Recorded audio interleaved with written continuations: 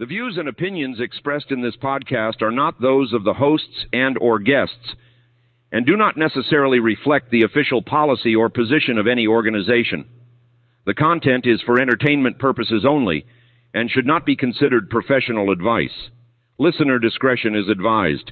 Welcome to Deep Dive, the podcast where we take you beneath the surface and explore the legends of pop culture. From the characters you loved on TV and in movies, to the toys you couldn't live without. We are your hosts. I'm Cosgrove. And I'm Lumi.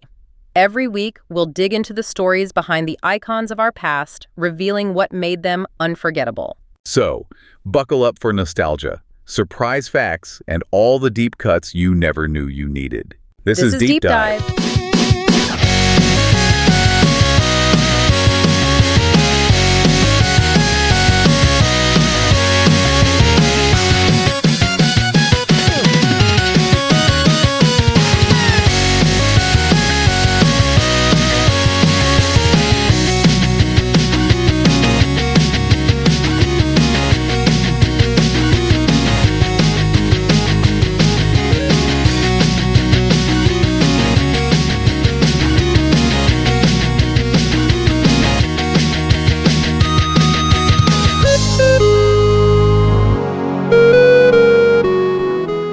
All right, so you've brought us these Neverhood Chronicles, and honestly, from one lore enthusiast to another, I gotta say, these are next level weird. We're talking about a game world made of clay. Already bizarre. And then you've got this whole other document trying to explain its backstory. Color me intrigued. It's like they invented a whole mythology for a world that's already defying logic by existing entirely in claymation. It's fascinating. Exactly. And we're not alone in trying to unpack this. You sent in this analysis by Jay Phillips, who clearly spent some serious time with these chronicles. He breaks them down piece by piece, almost like he's trying to decipher a secret code. Which is fitting, in a way, because there's definitely a sense that the chronicles are deliberately enigmatic, like the creators were inviting this kind of close reading and interpretation. Oh, absolutely. So where do we even begin? Well, Jay Phillips starts with the narrator, Quoter, this intermediary figure who talks about the unseen father. And right away, there are these parallels to the biblical God, wouldn't you say? Yeah, even Quoter's description of the father. A kind being whom no one has ever seen, great and powerful, no one before him. It's like the SparkNotes version of Genesis. Right. And here's where it gets interesting. The Chronicles don't just rehash those familiar stories. It's almost like they're taking those archetypes and putting them in a blender. With a bit of claymation slapstick thrown in for good measure. Exactly. Yeah. Take the father, for example. He's described as kind, but he's also incredibly hands-off. And Quoter, he's creating things, but he's also messing up left and right. It's a very different take on the whole divine creation narrative, wouldn't you say? It definitely makes you question what the creators were going for. Are they poking fun at traditional creation myths? Are they trying to say something about the inherent messiness of existence? What do you think? I think that's part of the fun of it, isn't it? Yeah. The Chronicles never give us easy answers. It's like they're inviting us to have our own interpretations, to wrestle with these big questions alongside the characters. And like they're saying, hey, we're all just playing with clay here, trying to make sense of things. Speaking of playing with clay, let's talk about Quoter's sons. Each of them gets a chunk of this primordial clay and told to go create something, and let me tell you, the results are something else. It's almost like the Chronicles become a case study in the different ways creativity can manifest, both the triumphs and the, shall we say, interesting detours. Detours is putting it mildly. We've got Agdila, who decides the best use of his clay is to become a living planet. And then there are the specks. These tiny creatures living on him, completely unaware of the giant being they're clinging to.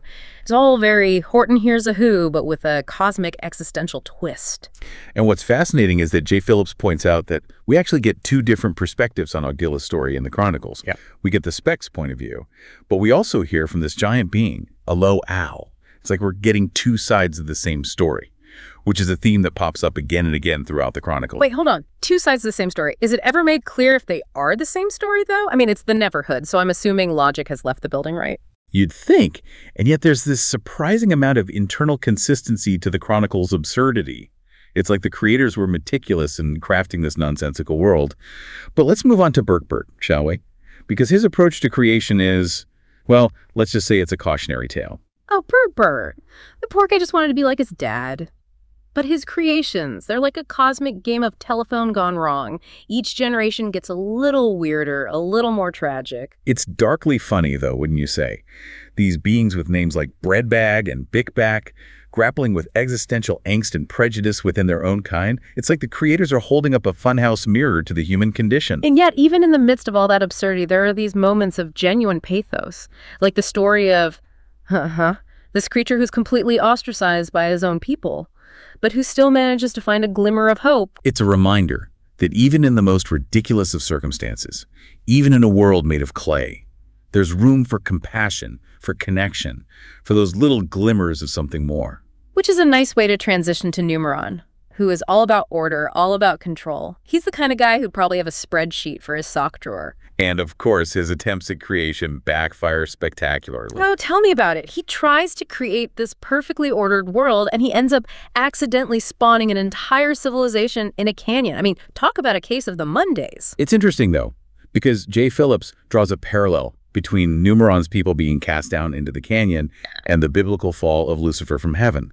Again, we see that blending of familiar narratives with the Chronicles' own unique twist. It's like they're prompting us to question those parallels. Like, is Numeron's obsession with order really all that different from the kind of control often attributed to a divine figure? Is it really a fall if these beings create a thriving civilization, even if it's in a canyon? Exactly. The Chronicles never let us get too comfortable with our assumptions. They're constantly challenging us to look at things from a different perspective, to question the stories we tell ourselves about the world. And just when you think you're getting a handle on things, they throw a curveball like Hoborg. Ah, yes, Hoborg. He's the son who wants to create a world full of good, a world where his creations have the freedom to make their own choices. But even Hoborg's story takes some pretty wild turns. To say the least. Last we left him, he was about to embark on a quest for the purest clay in the universe, accompanied by a giant robot named Bill. And let's call him free-spirited little being named Willie Trombone. It's like the setup for the most unlikely buddy comedy ever. And yet, within that comedic premise, there's a surprising amount of depth. J. Phillips points out that Hoborg's struggle with self-doubt, his temptation to give up on his creations. It echoes the story of Adam and Eve, wouldn't you say? Totally. It's like the Chronicles are saying, hey, even with the best intentions, even with a heart full of good, creation is hard. You've got free will, you've got external forces, you've got Willie Trombone randomly playing the trombone at the worst possible moment. It's a lot to juggle. Speaking of juggling a lot, we've got one more son to cover. Arvin, the embodiment of pure creative output. If Hoborg is all about heart, Arvin is all about efficiency. He creates entire worlds without breaking a sweat. But there's this sense that something is missing. Like those perfectly arranged Instagram-worthy meals, all aesthetic and no substance, is that too much of a stretch? Not at all. It gets at that question of what gives something soul, what elevates it beyond mere technical proficiency. Arvin's creations, while impressive in their scope, lack a certain spark. It's interesting, you brought us these Chronicles because you're interested in their meaning, their connection to the game. But what about you? Do you think any of your own creations are lacking soul? Ooh. Now that's getting a little too close to home. Maybe we should move on to Arvin's most infamous creations. The Skull Monkey. Right, and as J. Phillips notes, this is where the Chronicles connect directly to the world of the game. Idsnak, the Skull Monkey's home planet, is one of Arvin's creations. So we're not just dealing with abstract mythology here. Yeah. But lore that directly impacts the events of the game. And it's through Arvin's creations that we get those Yents running amok, right? Yeah. And poor put upon home and just trying to keep everything under control. Exactly. It all ties back to those Aras experimenting with interdimensional travel, which, as we all know, never ends well. It's like a universal law of storytelling. Someone opens a portal to another dimension and chaos ensues. Speaking of interconnectedness, Arvin also creates this world called Sump, this series of planets nested inside each other like a cosmic Russian doll. Oh man, Sump. It's like someone took the concept of multiverse and then said, hold my beer. What I find fascinating is that within each of those nested planets, you've got these different societies, each grappling with the same big questions. What's beyond our world? Is there a door to the other side? It's almost like a microcosm of humanity's own search for meaning, wouldn't you say? Totally. You've got some societies trying to find the door through science, some through religion, and then you've got those who resort to, well, stapling themselves to people they think might have the answers. A bit extreme. Yeah. But hey, who are we to judge? The point is, the Chronicles present this wonderfully absurd yet strangely relatable exploration of the different ways we try to make sense of the unknown. So we've got all these different creations, all these wildly different approaches to existence. What does J. Phillips make of it all? What are the big takeaways he sees running through these chronicles? Well, he identifies a few key themes. Lineage, for one. The idea that our creations, both literal and metaphorical, are shaped by those who came before us. And not always in a good way, as Bert's lineage so aptly demonstrates. Precisely. He also talks about the nature of creation itself, the interplay of intention, accident, and free will.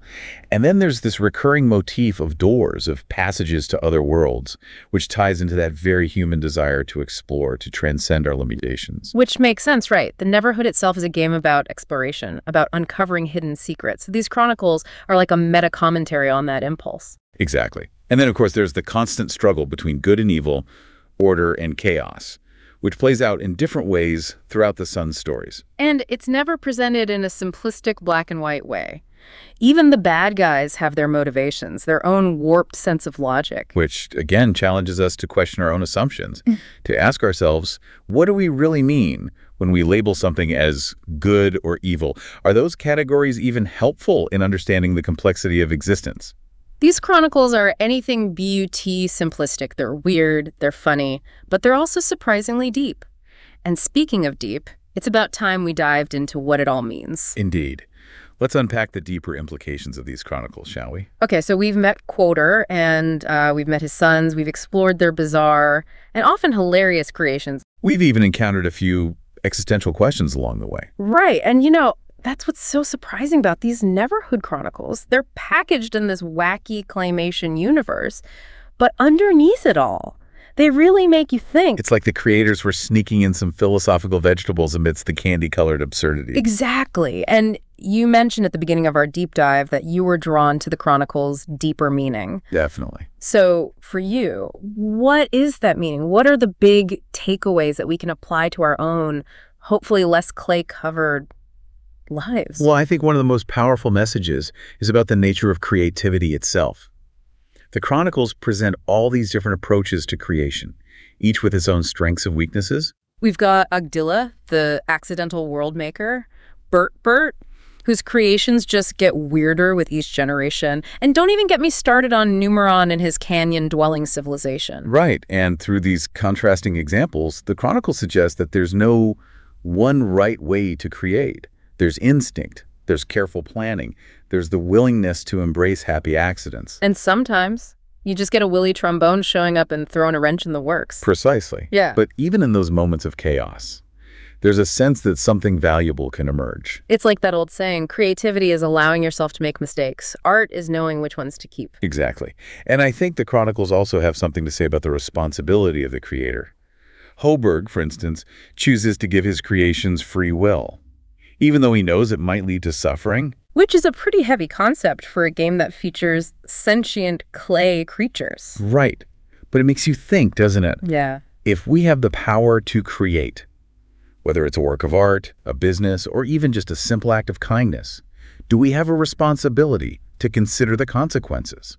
It's like the Chronicles are asking us to be more mindful creators, to think about the impact our creations have on the world around us. And to be open to the unexpected, to embrace the possibility that our creations might take on a life of their own. Which, when you think about it, is kind of what these Chronicles have done.